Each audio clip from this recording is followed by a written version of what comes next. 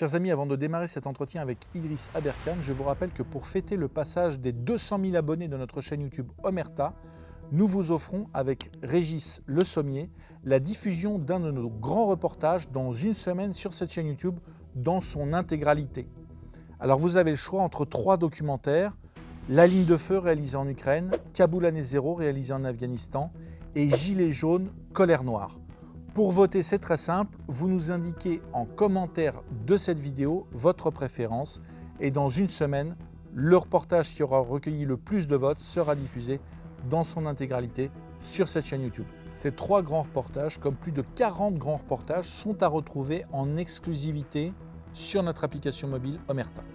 L'application mobile Omerta, elle est unique en son genre et elle vous permet d'avoir accès à l'ensemble des contenus produits par nos équipes en France et à l'étranger sur des problématiques que les autres médias ne veulent traiter ou sur des terrains sur lesquels ils ne peuvent aller.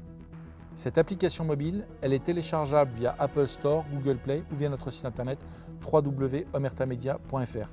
Nos équipes de journalistes ont besoin de votre soutien car Omerta ne perçoit aucune subvention. Abonnez-vous à cette application mobile. L'abonnement à cette application mobile, c'est 4,99 € par mois sans engagement. Votre abonnement est indispensable pour qu'Omerta continue à faire le travail que les autres médias ne veulent pas faire. Bon vote, bon visionnage et à très vite. Idriss Aberkan, bonjour. J'ai le plaisir de vous recevoir pour ce nouveau grand entretien. Alors vous êtes essayiste, conférencier et journaliste citoyen. Je signale à nos abonnés, à nos auditeurs que votre chaîne Scanderia a été lancée, chaîne YouTube a été lancée récemment, qu'elle connaît un grand succès et qu'on peut y retrouver l'ensemble de vos contenus, c'est ça ? Oui, tout à fait. J'ai ma chaîne personnelle qui a été lancée il y a 4 ans et qui a passé le 1 000 000 d'abonnés, et Scanderia pour les revues de presse, le journalisme citoyen spécifiquement, qui passe les 200 000 abonnés bientôt. Vous parliez des démocrates, aussi des néoconservateurs sous l'ère Bush, les néoconservateurs qui sont eux-mêmes d'anciens gauchistes, peut-on dire. On a un peu la même chose en France, quand on regarde, c'est peut-être un parallèle qu'on pourrait faire, avec Laurent Fabius, Bernard-Henri Lévy, le père et fils Glucksmann, etc. Il y a des passerelles qui se font comme ça.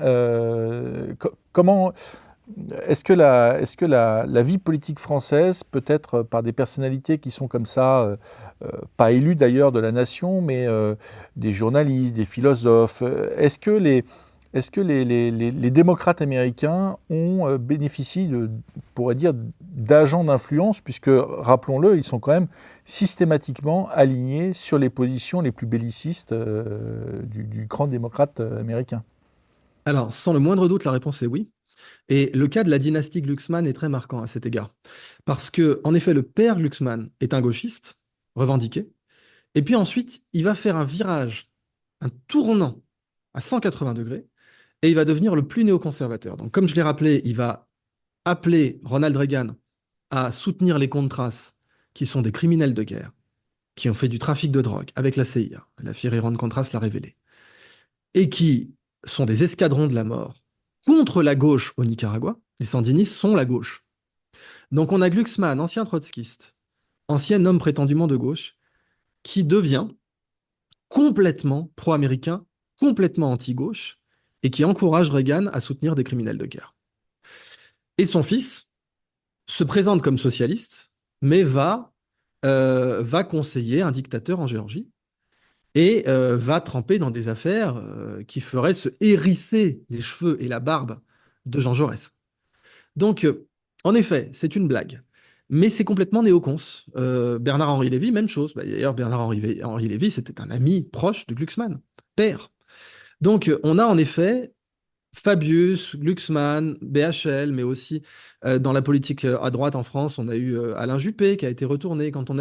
Et ce qu'il faut comprendre, c'est quand on a eu l'axe Paris-Berlin-Moscou, que d'ailleurs Pierre-Yves Rougeron contraste très bien. On l'a beaucoup idéalisé cet axe parce que Pierre-Yves Rougeron nous souligne bien, et je vous encourage à regarder son interview chez Greg Talibian qui est très clair là-dessus.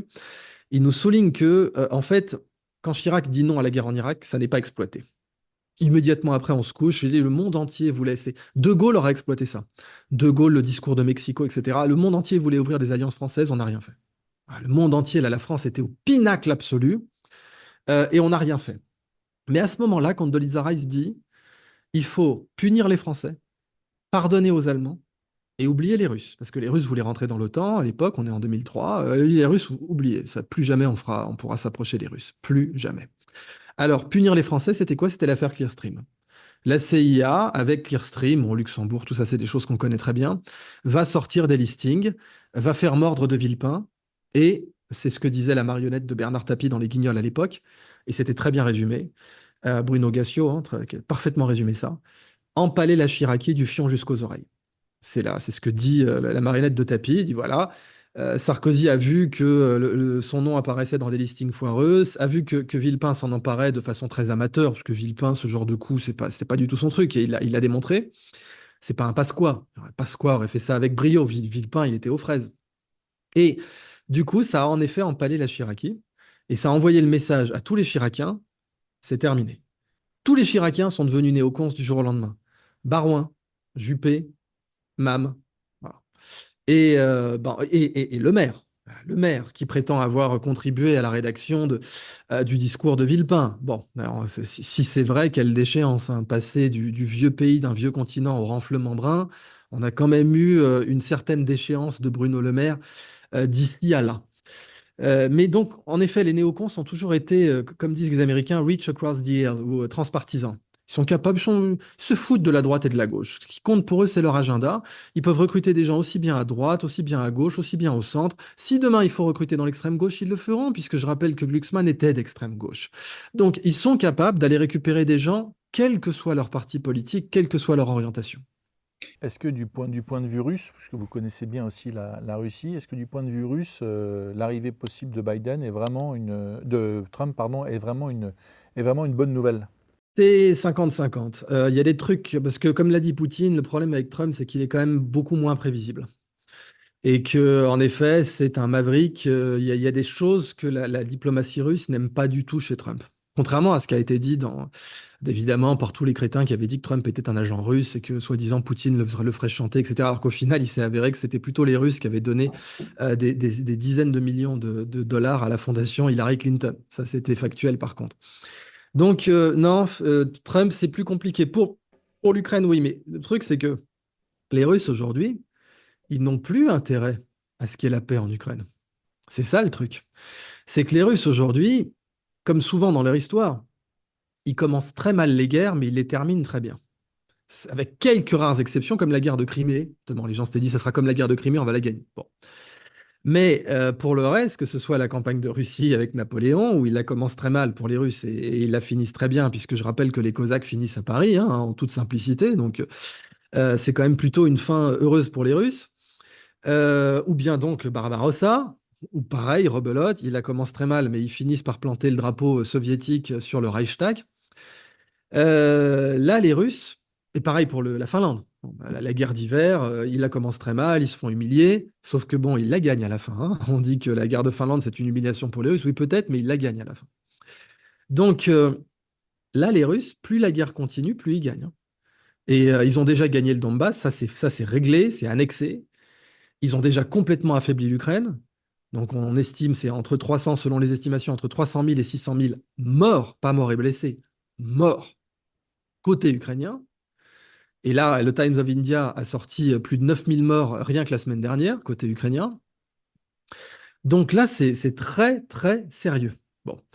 Les Russes, ils n'ont qu'à continuer cette guerre pour la gagner encore plus. En sachant que les Américains savaient très bien qu'il y a autour de 12 000 milliards de ressources minières en Ukraine. Plus grosse réserve d'uranium d'Europe, plus grosse réserve de titane d'Europe, plus grosse réserve de manganèse d'Europe, deuxième ou troisième plus grosse réserve de fer d'Europe, etc., etc. Tout est à l'avenant. Et je ne parle pas, bien sûr, des terres, évidemment, agricoles. L'hectare de terres agricoles ukrainiennes se négociait autour de 900 dollars avant la guerre. Si l'Ukraine rentre dans l'Union européenne, les gens qui ont acheté ces terres, et BlackRock et Vanguard en font partie, vont pouvoir les négocier au prix européen, c'est-à-dire 3000. Peut-être plus, hein. Peut-être, par exemple, évidemment, l'hectare de terre agricole au Royaume-Uni, c'est plutôt 11 000 en livres, hein, pas en euros. Donc voilà, imaginez, en gros, les gens qui ont acheté de la terre agricole en Ukraine, ils vont faire x10 dès qu'elle rentrera dans l'UE. x10. On est quand même sur un investissement sympatoche. Et ça en 3-4 ans. Donc, bon, bah, le BlackRock et Vanguard, eux, ils ont intérêt à ce que la paix se fasse parce que ça commence à mordre sur leur investissement. La plupart des ressources ukrainiennes sont dans le côté Galicie ou territoire souverain ukrainien encore aujourd'hui. Le Donbass, c'était du charbon, qui reste intéressant, hein. Mais bon, c'est que du charbon, c'est pas de l'uranium, du manganèse, du titane. Et la plupart des terres agricoles restent dans la partie qui resterait ukrainienne après une paix. Donc aujourd'hui, qui a intérêt à une paix rapide en Ukraine? C'est BlackRock et Vanguard, qui ont toujours été ceux qui ont poussé cette guerre. Et les Russes, eux, ce qu'ils adoreraient, ce serait que la guerre dure 2 ans de plus. Parce que là, ils sont dans un régime où ils continuent à faire du 3% de croissance. Ils ont réussi à purger la corruption grâce à cette guerre, notamment dans leur armée, qui était quand même beaucoup, essentiellement incompétente au début de la guerre et qui aujourd'hui est l'armée la plus affûtée du monde, et on le voit bien. D'ailleurs, elle est tellement affûtée que les Chinois font des exercices militaires avec elle en Biélorussie. Et les Chinois ont parfaitement compris que l'armée la plus affûtée du monde aujourd'hui, c'était l'armée russe. Donc, les Russes, eux, si la guerre pouvait durer 2 ans de plus, ce serait parfait. Mais bon, je pense que c'est en effet dans l'intérêt de l'Ukraine d'arrêter la guerre le plus vite possible. Comment, pour dire 2 mots de la Russie, Poutine a, depuis son arrivée au pouvoir en 2000, a réussi à mettre autour de la même table des Slaves orthodoxes et des musulmans, qui soient tatars, tchétchènes, daguestanais, ingouches, etc. Euh, quelle est quelle est la recette de ce succès, à votre avis? La politique musulmane de Poutine euh, est exceptionnelle. Et pourtant, moi, évidemment, au début des années 2000, je ne le portais pas dans mon cœur. Parce que Grozny, il y a eu des choses horribles, du trafic d'organes, des choses abominables. Mais Poutine est vraiment un des derniers grands bismarckiens en termes de politique intérieure et extérieure. Et d'ailleurs, il suffit de voir comment en parle Yossi Cohen, l'ancien patron du Mossad nommé par Netanyahou, hein, vraiment le porte-flingue de Netanyahou. Yossi Cohen à la Tufts University a dit clairement, Tufts University, on est dans le bastion woke américain où ils veulent entendre que Poutine est le diable. Bah, Yossi Cohen a dit, écoutez, le mec, il est là jusqu'en 2036. Il est là enfin, jusqu'en 2030, je sais plus exactement, mais 2030 ou 2036, il faut vérifier, mais il a aucune chance de partir. Tous vos délires, parce que c'était des délires, la guerre en Ukraine va le faire tomber. Il fallait voir tous les imbéciles de plateau en France qui disaient ça. Vous voyez, avec Wagner, il va tomber, il va y avoir un coup d'État, la guerre en Ukraine va. Ce qui est marrant, c'est que c'était de la rhétorique hitlérienne, hein. Hitlérienne disait la même chose du temps de Staline. Il disait tout l'appareil russe est vermoulu et un simple coup de pied dans la porte va faire tomber la maison. C'est une déclaration d'Hitler, ça. Eh ben, même rhétorique. Ah oui, c'est vermoulu, c'est la Russie, ils doivent prendre des puces sur les machines à laver. Enfin, ils font des vagues humaines. Combien de fois on a entendu ça? Des vagues humaines. Il y a des informations sur l'Ukraine, c'est du même niveau que les informations sur Biden. L'affaire du fantôme de Kiev, ce fameux pilote incroyable qui apparaissait, qui sortait de nulle part, c'était faux. Et même le Guardian a dit, oui, mais c'était faux, mais il fallait bien soutenir les Ukrainiens. Mais comment ça? Le premier devoir de la charte de Munich, c'est pas de soutenir un camp, c'est de dire la vérité, bande de crétins. Et ben, ils disent, non, non, c'était bien, non, c'est bien de faire de la propagande, comme quand le petit journal en France pendant la guerre de 14 disait, l'artillerie allemande n'est que bluff, elle n'est que bluff, elle nous fait seulement des bleus. C'est ce qu'a dit la presse française. Les balles allemandes ne nous blessent pas, elles nous traversent sans nous blesser. Ça a été dit, ça aussi, hein. Donc, bon, les mitrailleuses, nos soldats se rient de la mitraille. Bon, voilà, des conneries comme ça dans la presse française. Et ben, la charte de Munich, elle a été créée pour que ces conneries n'existent plus. Et ben, c'est horrible de voir qu'elles existent encore. Donc, en effet, concernant la politique de Poutine, il a été un des grands bismarckiens. Il a réussi à faire dialoguer les musulmans malgré des déclarations très dures contre le terrorisme islamique, parce qu'en fait, la réalité, et contrairement, n'en déplaise aux promoteurs du choc des civilisations, la réalité, c'est que la première victime du terrorisme islamique, c'est les musulmans.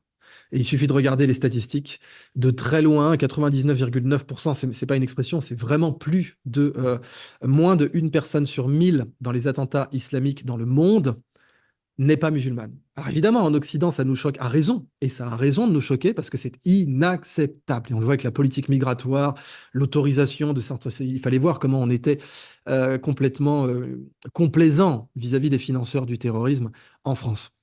C'était scandaleux, en effet. Et ça a raison de nous choquer en Occident. Mais la partie des Occidentaux qui meurt et qui est déjà inacceptable et qui est déjà contre laquelle on doit vraiment se prémunir, s'armer, mettre en place les bonnes mesures. Mais la partie qui meurt en Occident est epsilonesque par rapport à la partie qui meurt tous les jours dans les attentats terroristes de musulmans contre d'autres musulmans. Et donc, ça signifie quoi? Ça signifie qu'il y a tout un tas de musulmans qui vont soutenir des chefs autoritaires qui vont rétablir l'ordre et la paix. Et c'est ce qui s'est passé avec Poutine. Donc, quand il a créé d'abord en plus une méritocratie oligarchique à la russe, avec une cooptation, ce que faisaient déjà les Russes, rappelez-vous le général Bagration, c'était les occupants géorgiens, parce que les Russes se sont comportés beaucoup comme l'Empire romain. De la même façon, ils cooptaient leur périphérie. Donc, le prince Piotr Bagration, c'était un prince géorgien qui a été accueilli à la cour. Et puis, il faut se rappeler le cas légendaire du général Hannibal. En ce moment, ça fait couler beaucoup d'encre parce que Ubisoft a fait beaucoup de wokisme concernant Yasuke au Japon, le soi-disant samouraï noir. Il n'était pas samouraï, il n'a jamais été samouraï, mais il y a bien eu au Japon un visiteur noir qui était respecté, c'est vrai. Mais Ubisoft a tenté de wokiser tout ça alors que l'histoire originale était géniale. Et les Japonais ne l'ont pas laissé passer, ça les a rendus fous. Le gars, l'historien qu'il citait pour ça, ils l'ont viré. Bah, en Russie, il y a eu l'affaire du général Hannibal, qui est une histoire magnifique, où Pierre le Grand, pour démontrer au XVIIe siècle que les Noirs sont aussi intelligents que les Blancs, a affranchi un esclave et en a fait un général. Et ce type s'est avéré être un génie. Le général Hannibal, c'est vraiment, il a formé Souvorov, qui est le plus grand général de toute l'histoire russe, un des plus grands généraux de tous les temps. Souvorov bottait les culs des généraux napoléoniens en Italie. Quand Napoléon conquiert l'Italie, ensuite il va en Égypte. Et ben, qui récupère l'Italie? C'est Souvorov, et il humilie la crème de la crème des généraux napoléoniens, parce que Souvorov, c'est vraiment le meilleur général de son temps. Ben, il est formé par le général Hannibal, qui est noir. Donc, cette approche, pourquoi je parle de tout ça? Parce que Pierre le Grand, c'est un des modèles de Vladimir Poutine. Et il a fait une approche à la Pierre le Grand. C'est pour ça qu'il y a des Tchétchènes qui se battent aujourd'hui avec les Russes en Ukraine. Il y en a aussi qui se battent contre eux. Mais ça, c'est plutôt financé par les Américains, les réseaux d'Al-Qaïda, etc. Mais en effet, c'est parce que le modèle, un des modèles, c'est pas le seul, mais un des grands modèles de Vladimir Poutine, c'est Pierre le Grand. Et il a géré le problème ukrainien comme Pierre le Grand, le problème, pardon, tchétchène, comme Pierre le Grand l'aurait géré. Vous parliez de Kadyrov il y a un instant. Kadyrov développe un système qui est pour une part nationaliste et pour l'autre part religieux conservateur. Il est vu en Europe, notamment par les médias, comme personnalité quasiment d'extrême droite, et pourtant, vous le disiez, il se bat pour Vladimir Poutine en Ukraine contre des membres radicalisés de la diaspora tchétchène présente en Europe. Et d'ailleurs aussi, il s'est engagé en Syrie dans la lutte dans les combats contre l'État islamique et contre Daesh. Est-ce que c'est finalement un nouveau modèle comme ça de nationalisme conservateur religieux que Poutine a su faire émerger? Oui, notamment, ce qui est assez fou, c'est que même dans la mouvance Déobandi, très conservateur, qui est l'école de pensée des talibans, hein, Déobandi, vous avez un imam qui est très écouté dans cette mouvance et qui fait la promotion de l'école Déobandi, qui est le Shir Imran Hossein, qui est un spécialiste de l'eschatologie, avec son interprétation quand même très personnelle, mais dont les conférences sont très écoutées. Et le Shir Imran Hossein révèle en effet une réalité culturelle et religieuse. Si même les Déobandis, qui étaient pourtant les ennemis des Russes, parce que pour eux, les communistes, c'était le diable, c'était vraiment Lucifer. Surtout pendant la guerre d'Afghanistan, où l'URSS a commis des crimes de guerre abominables. Tuer des enfants, jeter des bombes dans des nounours, empoisonner des puits, enfin des trucs horribles. Raser des villages de façon indiscriminée, etc. Eh bien, maintenant, les Déobandis disent que Poutine est une figure de protection contre l'antéchrist. Attention, hein, on est sur des choses. Cependant, que Hamid Karzai, qui était pourtant l'ennemi des Déobandis, puisque Hamid Karzai, c'est littéralement un agent de la CIA formé chez Unocal, donc Standard Oil of California, qui a été mis pour diriger comme homme de paille l'Afghanistan. Ben, même Hamid Karzai a dit: Je ne sais pas faire la différence entre la CIA et Daesh. Déclaration d'Hamid Karzai. Donc, dans cette situation-là, on a une part du monde musulman, en particulier dans le Caucase en Asie, et en Asie centrale, au sens plus large, qui considère que face au démon du Dajjal, l'antéchrist, dans l'eschatologie musulmane, Poutine est une figure protectrice et liée à la destinée, quasiment comparable à Zulkarnain, donc l'homme aux cornes qui est Alexandre le Grand dans l'islam. qui protège de Gog et Magog. Ce qui est assez intéressant parce que certains eschatologistes juifs, certains, pas tous, pensent que Gog et Magog, au contraire, qui existe aussi dans l'eschatologie juive, c'est Poutine. Pense au contraire que donc là vraiment on voit le choc des eschatologies. Mais donc concernant cette alliance culturelle avec les orthodoxes, il y a l'idée que Moscou est la nouvelle Rome, que la première Rome est tombée. Il y a eu trois Roms normalement. La première c'est Rome, la deuxième c'est Byzance, et la troisième c'est Moscou. Et c'est ce que revendiquent les Russes revendiquent que Moscou est la troisième Rome. Et aujourd'hui, cette alliance avec la Rome des temps modernes, parce que les autres sont tombés. Alors, les Déobandis, par exemple, détestent les Turcs. Ils détestent, pour eux, les Turcs sont des traîtres. Donc, Shirin Mran Hossein, pour lui, ça ne peut pas être la deuxième Rome Istanbul. Byzance, non. C'est Moscou.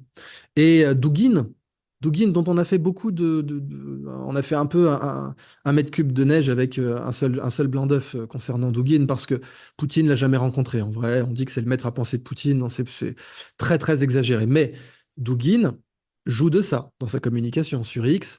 Il poste des choses concernant la bannière noire du Khorasan, des traits eschatologiques très précis.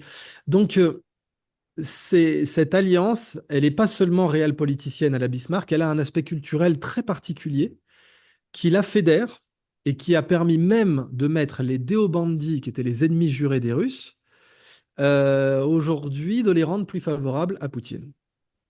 Vous disiez que Moscou pouvait être la nouvelle Rome. Est-ce que vous diriez que, en comparaison, que Kiev, c'est finalement la nouvelle Babylone, puisque vous le disiez dans cet entretien, on trouve à la fois des nazis du bataillon Azov, on trouve Zelensky est de confession juive, on trouve aussi des djihadistes tchétchènes réfugiés en Europe. Tout ça est soutenu par, en France, BHL, Glucksmann et consorts. Est-ce que vous diriez que Kiev, c'est la nouvelle Babylone?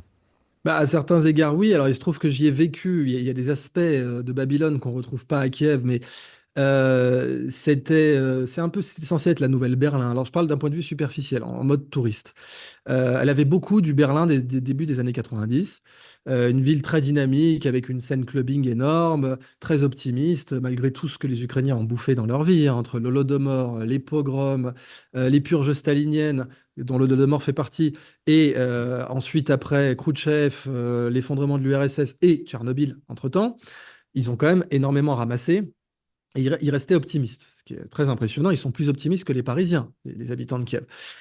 Mais oui, c'est cette espèce de... Bah, c'est vraiment la CIA qui a fait ça. On ne peut pas dire les choses autrement, quoi. La CIA a fait monter. L'Ukraine était un pays très complexe parce que multi-ethnique, avec des Russes, des Ukrainiens, qui revendiquaient en effet son identité avec son drapeau, la fourche, etc. Mais ça tenait bon. Il y avait de la corruption, il y en a encore plus aujourd'hui, mais ça tenait bon.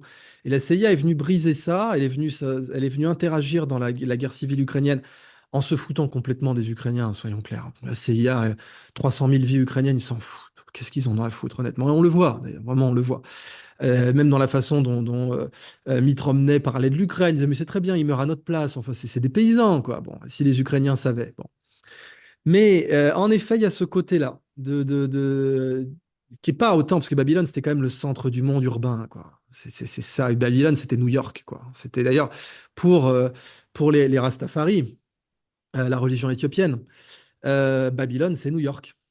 Donc Babylone, c'est tout le monde de l'Antéchrist, mais l'exemple de Babylone, c'était New York. Mais je pense, pour répondre de façon plus définitive à cette question, qu'en effet, si on demandait à un Rastafari de la religion Rasta. Si Kiev, c'est ce qu'il appellerait Babylone, ah, je suis certain qu'il répondrait oui. Absolument. En Europe, on voit que la réélection de Vladimir Poutine, et peut-être sa réélection donc, jusqu'en 2036, provoque des crises d'hystérie, parce que finalement Poutine est là depuis 2000, les dirigeants européens passent. On pourrait aussi parler du cas de Bachar el-Assad, qui finalement a vu défiler Obama, Biden, Trump, etc. Est-ce que...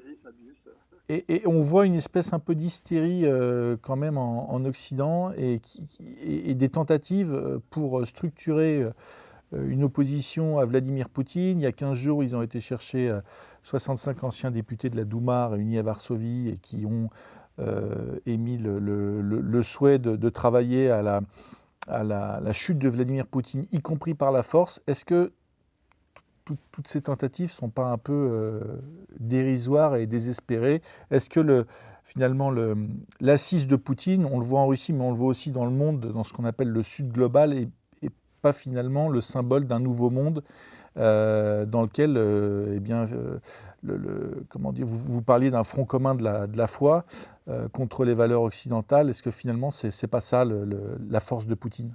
Si, complètement. Et en fait, il faut voir à quel point nos médias nous ont désinformés. Enfin, ils nous disaient qu'il avait 45 cancers. Moi, je me rappelle quand je travaillais pour Le Point, j'avais fait une chronique en disant que l'affaire de l'autisme de Poutine était une désinformation. Et j'avais interviewé une journaliste qui avait dit, c'est pas l'agence France Presse, c'est l'agence France Propagande. Et moi, j'aurais fait jouer ma clause de déontologie, ma clause de réserve. Donc, euh, voilà, enfin, c'est fou. On nous avait dit qu'il avait 45 cancers, qu'il avait Parkinson, qu'il était autiste, etc. Puis en fait, on a le chef de l'État indien, le chef du gouvernement indien, Narendra Modi, qui se déplace pour se faire décorer de l'ordre d'Alexandre, qui est le plus grand ordre honorifique de l'histoire russe. Bon, il n'est pas du tout isolé, Poutine. En effet, c'est devenu une figure, un héros des BRICS, donc du Sud global, tout à fait exact. On voit aujourd'hui que la Chine, de l'autre côté, qui était censée être isolée, est parvenue à fédérer le Hamas et le Fatah, encore une fois, mais c'est complètement historique et c'est fou. Jamais. Vous imaginez le Quai d'Orsay, vous imaginez Stéphane Séjourné fédérer, faire signer un accord au Fatah et au Hamas. Vous imaginez ce genre de truc? Nous, on met des gens qui sont mais ridicules. Je rappelle le fameux proverbe turc, quand on met un clown dans le palais, quand on met un clown sur le trône, ça ne fait pas de lui un roi, c'est tout le palais qui devient un cirque. Et ben, on a mis des clowns, comme Bruno Le Maire, comme Séjourné, comme Attal, et ben, tout le palais devient un cirque. Et on voit bien que la politique française est un cirque aujourd'hui, par rapport à la politique des BRICS, qui est très sérieuse, précise, exacte, déterminée, et surtout qui voit le long terme. C'est ce que voit Poutine. Donc, Poutine n'est pas du tout isolé, contrairement à ce que la presse poubelle a déclaré. Poutine n'est ni autiste, ni parkinsonien, ni cancéreux, ni sidaïque, etc., contrairement à ce que la presse poubelle a déclaré. Et il a aujourd'hui un taux d'approbation qui est de l'ordre de 66%. Donc, on nous a dit que Navalny était son opposant, mais pas du tout. Navalny en Russie, c'était l'opposant de l'extérieur. C'était comme nous dire que Gorbatchev est très populaire en Russie. Gorbatchev, quand il s'est présenté aux premières élections libres, il n'a même pas fait 2%. Donc, c'est vraiment Gorbatchev ou Navalny, c'est la même chose. On vous présente ça comme de l'extérieur. Mais les Russes n'ont pas du tout voté pour ça. Et Navalny, c'était un mec ultra raciste. C'est complètement fou de l'avoir présenté comme un combattant de la liberté, là aussi, comme pour Azov. Et d'ailleurs, bah, la presse nous a dit que c'était lui, c'était Poutine qui l'avait fait assassiner. Bah, il a été révélé, même dans la presse américaine, maintenant que non. En fait, pas du tout. Pas du tout. C'est la presse américaine qui le dit. Donc, toujours la même désinformation. Donc, oui, en effet, Poutine est complètement méreprésenté en extrême-Occident, l'extrême-Occident étant l'Europe et les États-Unis.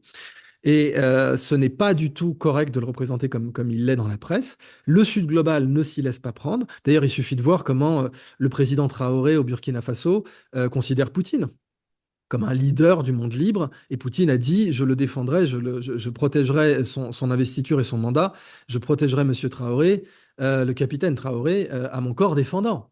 C'est ce qu'a dit Poutine. Donc l'Afrique prend note parce qu'elle sait que Wagner est beaucoup plus puissant que l'armée française. Et donc aujourd'hui, les chefs d'État africains savent très bien qui peut les protéger. D'ailleurs, pourquoi MBS a décidé d'abandonner l'exclusivité du pétrodollar? Il n'a pas abandonné le pétrodollar, mais aujourd'hui, toutes les transactions ne se font plus seulement en dollars. Ce qui méritait un assassinat avant. Vous faisiez ça, vous étiez tué, et très vite. Et bien, pourquoi MBS a fait ça? Parce que les Russes ont démontré qu'ils pouvaient protéger Bachar al-Assad. D'ailleurs, un de ses fils vient d'être fraîchement diplômé de l'Université d'État de Moscou. Donc, MBS a vu que s'ils décidaient de titiller les Américains, les Russes seraient suffisamment puissants pour les protéger, alors qu'en 2010, ils n'ont pas pu protéger Kadhafi, par exemple. Eh bien, après Kadhafi, les Russes et les Chinois ont eu une politique de plus un pas en arrière, notamment grâce à la Crimée, il faut le souligner. Pourquoi les Américains ont tenté de récupérer la Crimée et d'empêcher les ports russes d'y être, donc le port de Sébastopol, avec cette concession? Parce que c'est grâce au port de Sébastopol et à la flotte de la mer Noire que les Russes ont pu protéger Bachar el-Assad. C'est en déployant notamment l'amiral Kuznetsov que les Russes ont pu protéger Bachar el-Assad. Ça a été déterminant. À partir de là, Poutine savait que c'était qu'une question de temps avant que les Américains essaient de récupérer la Crimée. Et donc, il avait fait tout un plan d'annexion qui avait été potassé en amont et qui a été exécuté impeccablement en 2014. À partir de là, Poutine savait que la prochaine étape, c'était une guerre avec l'Ukraine. Donc, il s'y est préparé pendant presque 10 ans, pendant 8 ans. Et quand elle est arrivée, le début a mal commencé, mais on voit aujourd'hui que ce qu'il en sort, c'était qu'il souhaitait une négociation rapide avec Zelensky parce qu'il avait des éléments qui lui prêtaient à penser que c'était possible. Il n'avait pas du tout anticipé, ses services spéciaux n'avaient pas anticipé que Boris Johnson irait dire à Zelensky, non, non, hors de question que tu négocies, on va t'aider, on va aller jusqu'au bout, fais all-in, c'est dans ton intérêt. Aujourd'hui, tous les jetons ukrainiens sont morts et on voit que Poutine gagne. Et ben, toute cette géopolitique-là a renforcé son assise en effet et en a fait de très loin avec Lavrov la figure diplomatique la plus respectée de tous les BRICS. Idriss Aberkan, merci pour cet entretien. Je rappelle aux auditeurs de s'abonner à votre chaîne YouTube Idriss Aberkan et à votre autre chaîne YouTube Scanderia. Merci et à très bientôt. Merci, suivez Omerta, c'est vraiment une excellente chaîne. Bravo pour ce que vous faites.